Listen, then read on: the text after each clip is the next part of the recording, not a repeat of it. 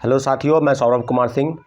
और लगातार जिस प्रकार से शिक्षक बहाली हो रही है और प्रक्रिया में जैसा सबको पता है कि कल चेयरमैन बीपीएससी ने एक प्रेस कॉन्फ्रेंस किया। प्रेस कॉन्फ्रेंस के माध्यम से ये बताने का प्रयास किया कि तीसरे फेज की बहाली की प्रक्रिया इसी महीने से शुरू होगी और अगली बहाली यानी चौथे फेज की बहाली जो है वो अगस्त महीने में होगी। तो लगभग मार्च महीने तक जो प्रक्रिया है वो पूरी हो जाने की उम्मीद है। तो तीसरे फेज की बहाली के साथ साथ चौथे फेज की बहाली की भी प्रक्रिया शुरू करने की बात कर रहे हैं। परंतु आज हम पुनः TRE 1 से लेकर TRE 2 तक उन सारे मुद्दों पर जहां सरकार की गतिविधि और विभाग और आयोग की लापरवाही का नतीजा है कि आज शिक्षक अभ्यर्थी अपने हर एक चीज़ करने को मजबूर है, चाहे वो आंदोलन हो, चाहे सरकार से गुहार हो, चाहे किसी भी चीज़ की प्रक्रिया, चाहे वो लोकतांत्रिक तरीके से जिस प्रकार से लड़ाई लड़ी जानी चाहिए थी, अब लड़ने की तैयारी में है छात्र अभ्यर्थी।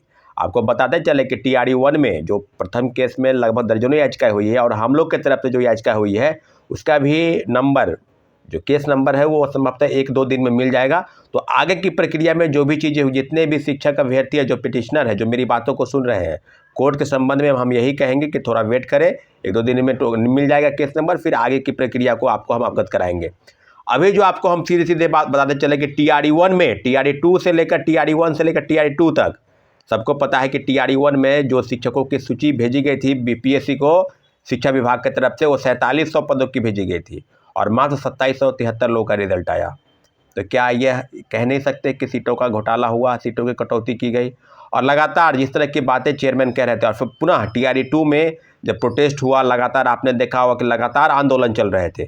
चाहे बीपीएससी के पास लगभग 1 महीने तक धारा 144 लागू थी, इसके बावजूद भी धारा खत्म होने के बाद लोग गए।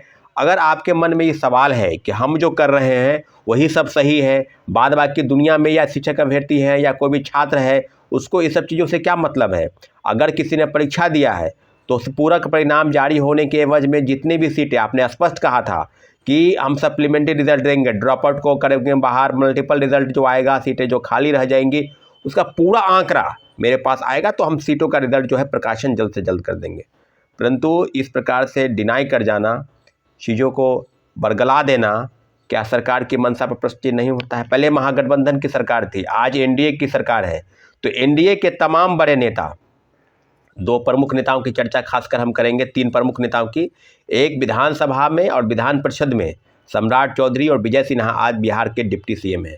तो डिप्टी सीएम की जिम्मेवारी जब उस समय थे तो आप स्पष्ट बोलते थे, खासकर सुशील मोदी जी जो राज्यसभा के सांसद भी है और राज्य के पूर्व उप मुख्यमंत्री, स्पष्ट बोलते थे कि सप्लीमेंट्री रिजल्ट आना चाहिए। सुशील मोदी तो बोलते थे कि 40,000 पदों पर आना चाहिए।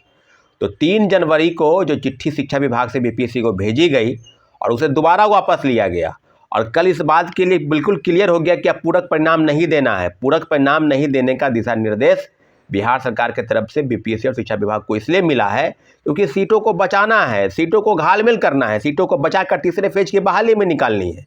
तीसरे फेज की बहाली में आप निकालें, लेकिन आपने ये स्पष्ट कहा था कि जब 3 बार परीक्षा में बैठने की बाध्यता है और किसी की उम्र खत्म हो जाती है और मिनिमम कटअप को पार कर लिया या 1 नंबर कम है या उसी मार्क्स पर वो है, तो क्या उसका सप्लीमेंट्री रिजल्ट नहीं आना चाहिए? सप्लीमेंट्री रिजल्ट पर नोटिफिकेशन में जिस बात का जिक्र है, आप उस बात से इनकार कर रहे हैं कि पूरक परिणाम के लिए सरकार की गतिविधि और विभाग और आयोग की लापरवाही। अगर आपने कहा और जिस प्रकार का चिट्ठी निकल रहा है कि शिक्षा विभाग या कोई भी सप्लीमेंट्री रिजल्ट के लिए दबाव बनाएगा तो उसे चिन्हित किया जाए। जैसे कि पता है साथियों कि उस दिन लगभग 4-5 दिन पहले ही लोग भाजपा कार्यालय जो बिहार प्रदेश के मुख्यालय है वहाँ पर लोग गए, आरजेडी ऑफिस के पास गए, तो बीजेपी कार्यालय के पास उल्टे ही पुलिस प्रशासन द्वारा इन लोगों को हटाया गया, मारा गया, पीटा गया और आज उनके खिलाफ ये कही जा रही है कि अज्ञात के खिलाफ लगभग 200 अज्ञात के खिलाफ FIR भी दर्ज करने की बात कही जा रही है। तो इस तरह के घोर लापरवाही और जो घोर अनियमितता है, जिसका ये परिणाम है कि शिक्षक बहाली में बड़े पैमाने पर फर्जीवाड़ा हुआ और आज सप्लीमेंट्री रिजल्ट के नाम पर शिक्षक अभ्यर्थी दर की ठोकरें खाने पर मजबूर हैं। तो हम लोग आपको बताते चले कि जल्द से जल्द TRE 2 के लिए, क्योंकि TRE 1 के सारे मामले अब कोर्ट में चले गए हैं, तो TRE 2 के लिए जल्द से जल्द हम लोग बैठक बुलाएंगे।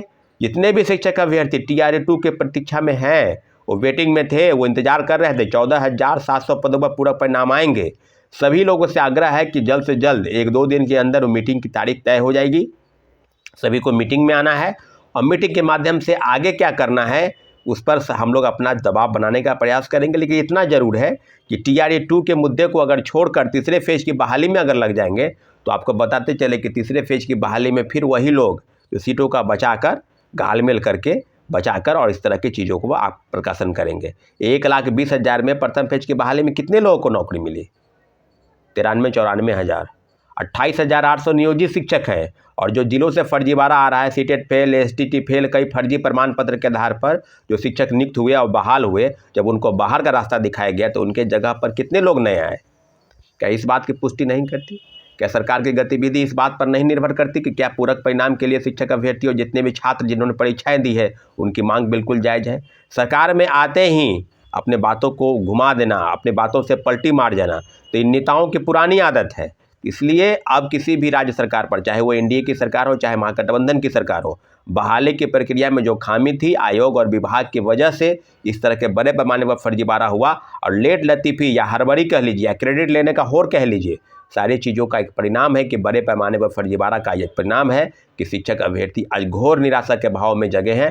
और अपनी बातों पर क्या सरकार के संज्ञान इस बात नहीं थी? और जितने भी प्रवक्ता महोदय बैठते हैं पार्टी के, वही बात बोलते हैं, तो पार्टी के प्रवक्ता पर नहीं, तमाम TV चैनल के डिबेट अगर आप देख लेंगे तो सारी चीज़ों पर आप एक गतिविधि आपकी नज़र आएगी कि जो PPSC चेयरमैन अतुल प्रसाद जी और शिक्षा विभाग के अपर मुख्य सचिव के पाठक, इन्हीं दिनों दोनों के इर्द गिर्द सारी शिक्षा के कवायद और बहाली की प्रक्रिया चल रही है।